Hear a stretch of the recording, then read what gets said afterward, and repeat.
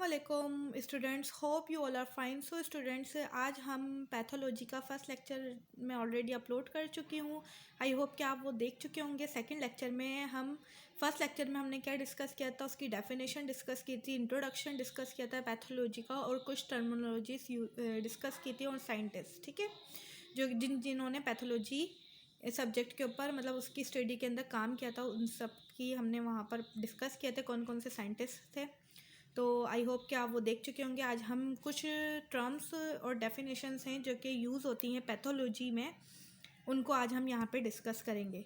Firstly definition जो है वो पैथोलॉजी है। पैथोलॉजी जो मैं पहले भी डिस्कस कर चुकी हूँ, पैथोलॉजी जो है ये ब्रांच है मेडिकल साइंस की, जिसमें इन्वॉल्व होती है स्टडी मतलब कि डायग्नोसिस ऑफ डिजीज़, मतलब कि डिजीज़ जो होती है उसकी इन्वेस्टिगेशन करना, उसको डायग्नोस करते हैं किसमें, पैथोलॉजी में, through the examinations of surgically remove organs, tissue, bodily fluid and in a same causes the whole body. ठीक है, कहाँ पर भी हो भले रिमूव, हम क्या करते हैं सर्जरी के ज़रिए रिमूव करते हैं, ऑर्गन में हो, टिश्यू में हो या बॉडी फ्लूइड रिमूव करते हैं हम, चाहे वो सर्जिकली रिमूव करते हैं, चाहे वो ऑर्गन में हो, टिश्यू में हो, या बॉडी फ्लूइड मींस के ब्लड के अंदर हो, या इन सम केसेस पूरी बॉडी में हो। ठीक है, उसके हम स्टडी करते हैं, उसको डायग्नोस करते हैं, उसके इफ़ेक्ट्स को फाइंड करते हैं, उसका ट्रीटमेंट भी हम किसमें, पैथोलॉजी में ही डिस्कस करते हैं, कोई भी डिजीज़ हो। ठीक है, चाहे वो वायरल हो या फिर बैक्टीरियम हो। देन सेकंड डेफिनेशन हमारे पास है ईटोलॉजी। ईटोलॉजी जो है ये कोज और origin of disease, when a cause of a disease is determined, this is called etiology. Etiology क्या है, द कोज और ऑरिजिन ऑफ अ डिजीज़, मतलब कि जो डिजीज़ है वो कहाँ से ओरिजिनेट हुई, कहाँ से आई, मतलब क्या डिजीज़ है, उसकी स्टडी को हम क्या कहते हैं, ईटोलॉजी कहते हैं। When a cause of a disease is determined, मतलब कि उस डिजीज़ को हम डिटरमाइन करते हैं, जिसे हम क्या कहते हैं, जिसमें डिजीज़ में जिसके अंदर हम क्या करते हैं, डिजीज़ को डिटरमाइन करते हैं, उसे हम क्या कहते हैं, ईटोलॉजी कहते हैं, उसमें हम स्टडी करते हैं। ठीक है, देन थर्ड डेफिनेशन हमारे पास है पैथोजेनेसिस। पैथोजेनेसिस मीन्स होता है कि development. Pathogenesis is the process by which a disease और डिसऑर्डर डेवलप्ड, मतलब कि कहाँ से डेवलप्ड हुआ है। ये पैथोजेनेसिस वो प्रोसेस है जिसके अंदर डिजीज़ और डिसऑर्डर जो है वो कहाँ से डेवलप्ड हुआ, चाहे वो डिजीज़ हो या फिर डिसऑर्डर हो। ठीक है ना।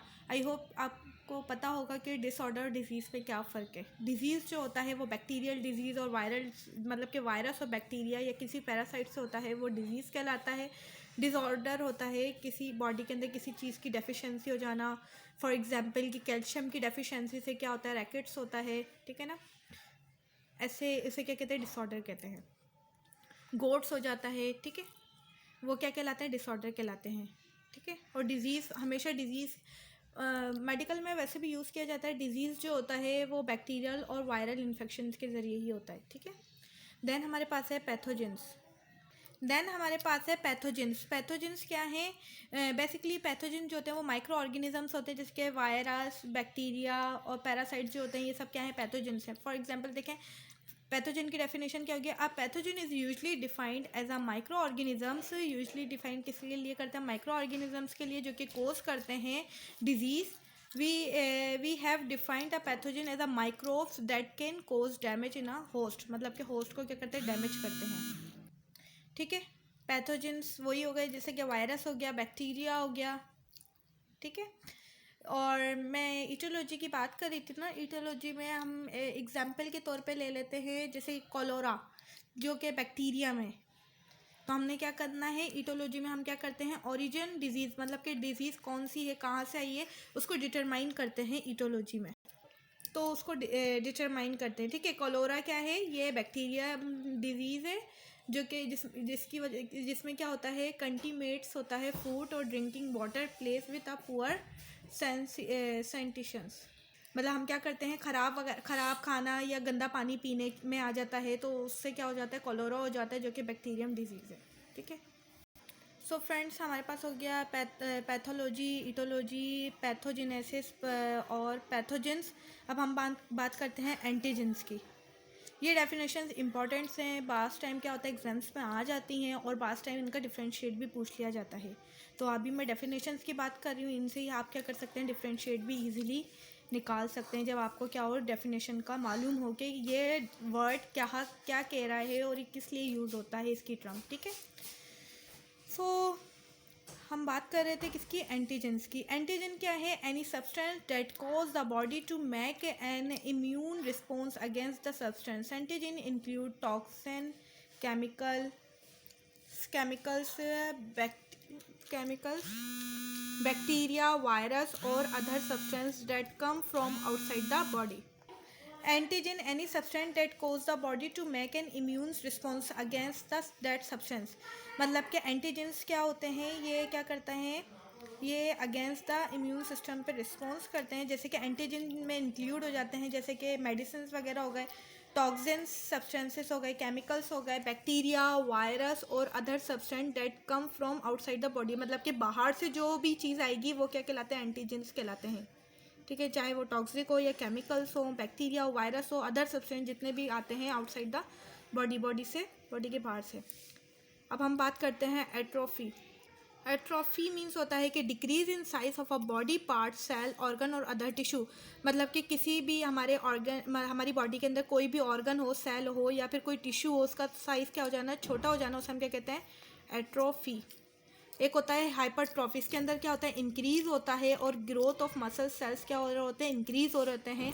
हाइपरट्रॉफी जो होता है ये रेफर करता है इंक्रीज़ होता है muscular size achieve through the exercise. Exercise के ज़रिए भी हम क्या करते हैं, हम अपने मसल्स को क्या कर रहे होते हैं, इंक्रीज़ कर रहे होते हैं। स्टेजल मतलब कि कहते हैं ना कि अगर किसी पर्सन की हाइट नहीं बढ़ी होती उसको कहते हैं एक्सरसाइज करो, वो करो, उससे क्या होता है, बॉडी जो होता है वो वर्किंग में आती है और हमारे जो मसल्स होते हैं वो थोड़ा फ्लेक्सिबल होते हैं और उनका साइज़ क्या हो रहा होता है, इंक्रीज़ होता है, जिसे हम क्या कहते हैं, हाइपरट्रॉफी।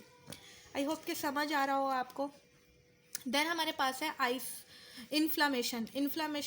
बेसिकली इन्फ्लामेशन जो होता है ये रेडनेस, सॉइलिंग, पेन और feeling a heat in area of the body. मतलब कि हम इन्फ्लामेशन में क्या हो रहा होता है, बॉडी पे रेडनेस हो जाती है, सॉइलिंग, उस पेन फील होता है, ठीक है ना। मतलब गर्माहट, मतलब गर्माइश बॉडी के ऊपर, जिस एरिया के ऊपर क्या हो रही होती है, इन्फ्लामेशन हो रही होती है, वहाँ पे जलन सी महसूस होती है।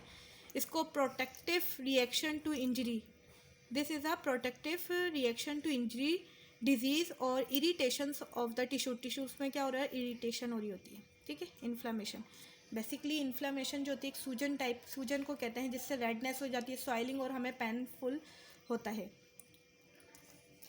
वो क्या कर रहा होता है, वो सेल को डैमेज कर रहा होता है, ठीक है। जैसे हम क्या कहते हैं, सेल इंजरी भी कहते हैं। सॉरी वो लाइट चली गई।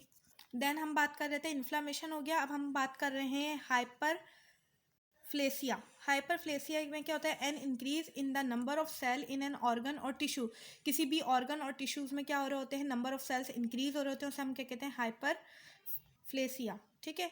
आइसोटोनिक जो होता है ये बेसिकली बायोलॉजी में यूज़ होता है। A solution that has the same salt concentration as cells and blood. Cell और ब्लड के अंदर क्या हो रही होती है, सॉल्ट की कंसनट्रेशन क्या हो रही होती है, सेम होती है, उसे हम क्या कहते हैं, आइसोटोनिक। हाइपरटोनिक जो होता है, having a greater osmotic pressure. Osmotic pressure क्या हो रहा होता है, ग्रेटर होता है इन अ फ्लूइड और कंपेयर टू अनदर फ्लूइड, ठीक है ना। मतलब कि हाइपरटोनिक वो सॉल्यूशन होता है जिसके अंदर क्या हो रहा होता है, मतलब जो ऑस्मोटिक प्रेशर होता है वो ग्रेटर होता है as compare to other fluid से, ठीक है। हाइपोटोनिक जो होता है इसके अंदर, अब ये इसका इन्वर्ट है, अपोजिट है। हाइपरटोनिक जो होता है इसके अंदर क्या होता है, having a lower osmotic pressure. Osmotic pressure क्या होता है, लोअर होता है इन अ फ्लूइड में as compare to another fluid, ठीक है।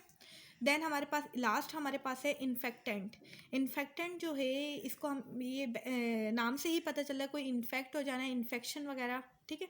अ थिंग दैट इन्फेक्ट और कोज इन्फेक्शन, मतलब कोई भी चीज़ हो जो कि क्या करे, इन्फेक्ट करे, कोज करे कोई भी इन्फेक्शन, उसे हम क्या कहते हैं, इन्फेक्टेंट कहते हैं। जैसे कि बैक्टीरिया जो होता है वो इन्फेक्ट कर देता है, और वायरस, ठीक है।